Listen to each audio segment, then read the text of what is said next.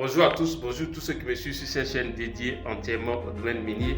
Je vais répondre à la question d'un abonné qui a demandé que dans la pratique, à quoi sert une section? Pourquoi est-ce qu'on fait une section à l'ordinateur? On dit bon, on va faire notre section et tout. Pourquoi? Alors là, je viens d'arriver dans un hôtel, je vous montre un peu.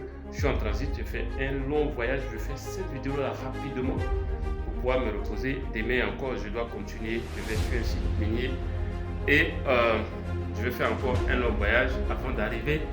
Du coup, il faut que je me repose, donc je vous montre un peu, je vous fais un peu le tour. Là par exemple, vous pouvez voir ça, là-bas c'est l'hôtel, c'est chose, la piscine. Vous voyez des gens en train de se baigner. C'est vraiment pas mal.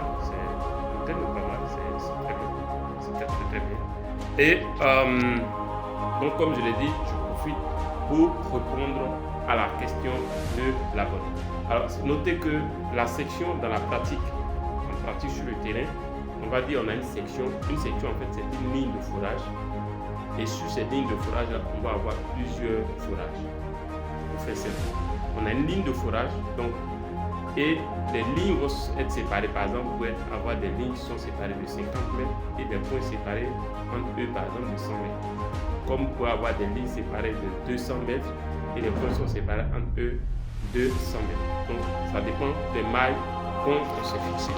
Alors, donc, sur une ligne, on va avoir des points et c'est tout ça qu'on va appeler notre section. Sachez que la section là, on met en pratique, on établit, on identifie une section par rapport à l'élément qu'on veut traquer. Par exemple, on a fait peut-être des travaux de géophysique aéroportée, on a fait des travaux de géochimie sol, on a fait des travaux de IP, d'accord? Des travaux de IP et ces travaux-là ont permis d'identifier un corps, une structure que nous voulons tester pour voir si cette structure-là est véritablement minéralisée et quelle est l'emprise de cette minéralisation. Donc en ce moment, on va établir ce qu'on appelle des sections, donc des lignes avec des points de fourrage qui vont être placés, positionnés sur cette structure pour tester cette structure. Donc généralement, lorsqu'on teste la première fois une section, donc une ligne ou une structure, on peut ne pas avoir, peut-être si c'est des zones où la roche n'affleure pas, on n'a pas des mesures, on n'a pas une idée très claire de comment prendre les structures.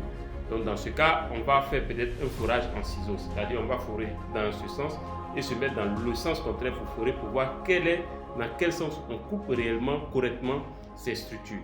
Une fois on a déterminé ces sens-là, le sens du fourrage, dans ce cas, on va positionner les autres au fur et à mesure après chaque trou. Donc prenons par exemple, si on a vu dans le premier trou une veine de quartz qui est minéralisée et qui nous intéresse du point de vue économique, nous intéresse par exemple si on traque peut-être de l'or, comme l'or en Afrique de l'Ouest c'est l'élément le plus traqué. Alors dans ce cas, on va avec la section, quand vous faites une section, par exemple si vous utilisez un logiciel tel que MapInfo, Discover, ou l'utiliser un logiciel tel que iGIS, couplé Target, ou l'utiliser un logiciel tel que QGIS, couplé avec son extension de fourrage, vous allez, si vous utilisez même Macromine, Geosoft, vous allez alors prévoir, vous pouvez à l'ordinateur prévoir à quelle profondeur précise vous allez couper cette veine-là dans le prochain trou qui est derrière. Donc par exemple, supposons que le premier trou que vous avez fait, vous allez couper cette veine qui vous intéresse à peut-être, on va dire, à 50 mètres. En fonction d'un certain nombre de paramètres, donc la section, c'est que le trou qui va venir juste après, sur cette section-là, sur cette section, il y a des trous. Sur une section, on a plusieurs fourrages par exemple. Et quand on place les fourrages après, pour suivre la structure qu'on veut tester. Donc, quand on a fait le premier fourrage, on fait le log de ce fourrage et on a identifié une zone minéralisée qui nous intéresse. On veut traquer cette zone. En mettant le deuxième fourrage derrière, avec les sections, on peut déterminer précisément à quelle profondeur on est censé toucher encore cette zone minéralisée. C'est l'avantage, disons, c'est l'avantage de la section. Ça nous permet de prévoir à quelle profondeur on va toucher. Donc, si on ne touche pas à cette profondeur, on sait que quelque chose se passe. Donc, ce n'est pas normal. On va commencer à se poser des questions et à revoir les choses. Donc, ça vous permet d'anticiper, ça vous permet de prendre la décision, ça vous permet de comprendre votre structure. Donc, supposons que je traque une veine de quartz qui est minéralisée. Je l'ai touché ici à 50 mètres. Quand je prends la section, le truc est derrière, j'étais censé par exemple le couper à 80 mètres. Si à 80 mètres je ne le vois pas, ça veut dire que soit le système ne continue pas et je vais me demander mais pourquoi il ne continue pas. Peut-être que dans ce cas, je vais introduire un autre trou entre les deux pour voir si je ne le touche pas encore. Ça veut dire que là, il ne continue pas du tout. Donc, ça l'avantage d'une section. Donc, c'est pour ça que vous devez maîtriser ces logiciels. Si vous ne maîtrisez pas ces logiciels, vous allez fourrer dans le vide. Parce que c'est quand le trou est fini que vous allez voir que vous n'avez pas recoupé. En temps, vous avez fini le trou. Peut-être que vous n'avez pas dans le bon sens. Peut-être que vous étiez sur le flanc d'un pli, etc., etc. Donc, la section vous permet de prévoir la suite de trouver à quelle profondeur vous allez couper, disons, la zone minéralisée, la zone d'intérêt que vous recherchez. D'accord? Donc, encore une fois, voilà. Donc, le but, donc, pour répondre à l'abonné, l'objectif pratique, le but pratique, l'intérêt pratique de la section, ça nous permet de prévoir à partir d'un premier trou à quelle profondeur nous allons toucher encore cette zone minéralisée dans le prochain trou. Donc si je l'ai coupé par exemple, j'ai coupé la zone minéralisée peut-être à 20 mètres, je peux dire tel que les choses plongent, je vais couper cette zone minéralisée là peut-être dans le prochain forage, dans le prochain trou à 30 mètres. Si je ne le vois pas à 30 mètres, en ce moment, je me pose des questions pour prendre des décisions rapidement, au lieu de gaspiller le budget que j'ai. Peut-être si c'est quelque chose qui est tout petit et que ça ne vaut pas la peine d'être traqué, en ce moment, je change de stratégie.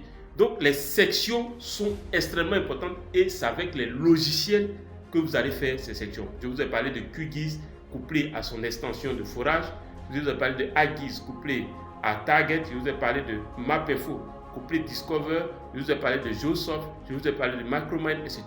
Ces logiciels, vous devez les connaître si vous êtes géologue. Moi, je dis qu'il est bon. Aujourd'hui, la géologie, la science utilise la technologie. Ce n'est plus l'école des années trucs où on va s'asseoir. Tout ça se fait à l'ordinateur et l'ordinateur vous permet de gagner en temps. Un programme, un projet d'exploration pour l'or peut vous prendre facilement 10 à 15 ans d'exploration. Qui a le temps d'aller perdre une seule minute quand on sait que ce qu'on est en train de faire là peut nous prendre facilement 15 ans de recherche avant d'aboutir à une mine. Donc, vous devez maîtriser ces logiciels. Comme vous devez les maîtriser. Attendez, si vous ne maîtrisez pas ce logiciel, demandez maintenant. Dites-moi intéressé, mettez intéressé, on va vous donner accès à ce logiciel. Vous payez simplement, on vous donne accès, vous devez les maîtriser. Et puis, si vous maîtrisez ces logiciels-là, vous allez gagner de l'argent avec ça. Parce que vous allez être incontournable dans l'entreprise dans laquelle vous travaillez. Imaginez que vous pouvez, vous-même en tant que géologue, lorsque vous avez plotter ces données, faire vos sections, interpréter, mon ami, quelle compagnie minière n'a pas envie d'avoir un géologue qui est capable de lui dire non, tu es en train de forer dans le mauvais sens. Donc, un forage RC de par exemple 230 mètres vous coûte minimum 44 millions. Minimum. Donc, si vous pouvez permettre à une compagnie de sauver 44 millions, vous pensez que cette compagnie-là va cracher sur vous? Alors, si cette vidéo vous a plu, faites-moi un gros like, partagez au maximum. Sachez que aujourd'hui, les questions minières, c'est d'abord les questions de technologie. Vous allez constater l'apport de la technologie à toutes les étapes dans la recherche, l'exploitation et la réhabilitation des sites miniers. Alors, notez que j'ai un Club Mine Pro. Si vous avez besoin d'un accompagnement, si vous avez besoin de formation, faites-moi savoir. Mon numéro de téléphone, c'est mon numéro WhatsApp, c'est plus 225 07 59 42 17 05. Et on se dit à très bientôt. Le Club Mine Pro, c'est par abonnement. Vous payez un abonnement mensuel. Ça vous donne le droit de me poser des questions, d'être en contact avec moi, d'avoir un coaching privé. Alors, on se dit à très bientôt. N'oubliez pas de vous inscrire et de maîtriser, d'apprendre les logiciels tels que Geosoft, tels que ArcGIS, tels que MapInfo Discover, tels que QGIS, tels que ArcGIS Target, etc., etc. Et même LeapFrog, comment on va dire ça, SurPack. Il y a tellement de logiciels que vous pouvez apprendre en vie, DAS pour le traitement du MySat, etc., etc., etc.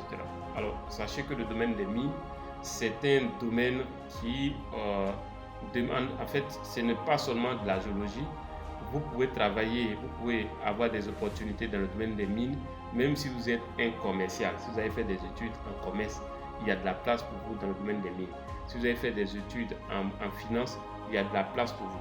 Alors, je rappelle que si vous vous intéressez aux questions minières, n'oubliez pas ces spécialisations telles que l'économie minière, et puis, par exemple, l'économie de l'environnement, toutes ces filières-là, toutes ces spécialités, et même le droit minier, et c'est très important. Alors, sur ce, je vous dis à très bientôt. Ciao, ciao. On se retrouve dans nos vidéos. Partagez au maximum. Abonnez-vous à la chaîne et à très bientôt. Ciao.